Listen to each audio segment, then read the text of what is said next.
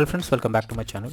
In this video tutorial I will show you how to fix Dragon Quest VII Reimagined game crashing and startup, stuck on loading screen, not loading, not launching, lagging, freezing, black screen error on PS5. So let's jump to the solutions. So the very first method is to restart your PlayStation. It's one of the best way to resolve the issue. It will resolve temporary bugs or glitches that is leading to such problem. Just open PS5 screen and click on PlayStation button on controller, then select power button and then select restart PS5. After that, try to launch the game and check. If not, next method is to rebuild database. For that, switch off your PS5, hold down power button unless 2 beep sound occur. Now leave power button to enter safe mode. Here connect DualSense controller by USB cable and then select rebuild database. Next is to check storage space on console. For that, go to PS5 settings and move down to storage. Here you will see console storage and extended storage. Now check each of them by clicking on it and then delete save data. After that, go to PS5 settings, tap on save data and game or app settings. Now select save data PS5.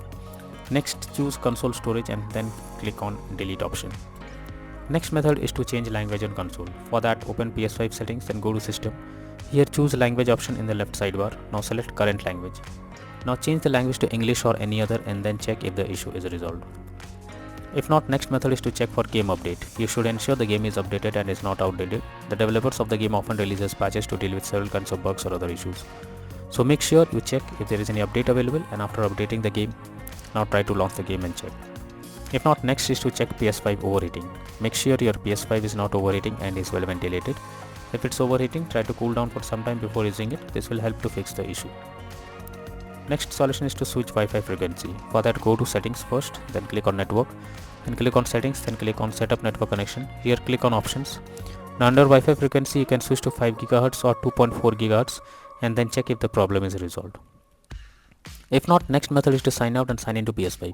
For that, go to settings, then tap on users and accounts, then go down and click on other option.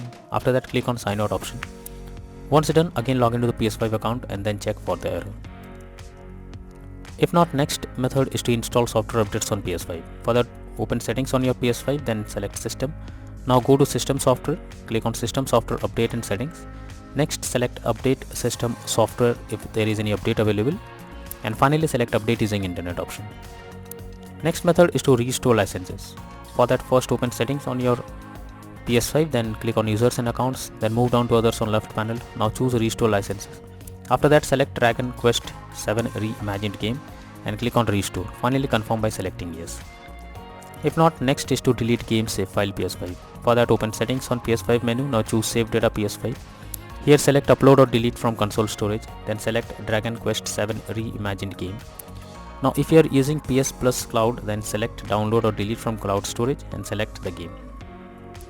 Next is to reset your console settings. For that, launch settings on your PS5 and move down to system. Then select reset options. Now under system software, here select reset default settings and at last select restore option. Next is to reinstall Dragon Quest VII Reimagined game. For that, first highlight the game on your PS5 and press options on your controller. Now select DG and confirm it. Finally, restart your PS5 and install Dragon Quest VII Reimagined game again to check for the error. If not, then the final method is to contact support. So if nothing works, then you should take help from the PlayStation support. Link is already in the description.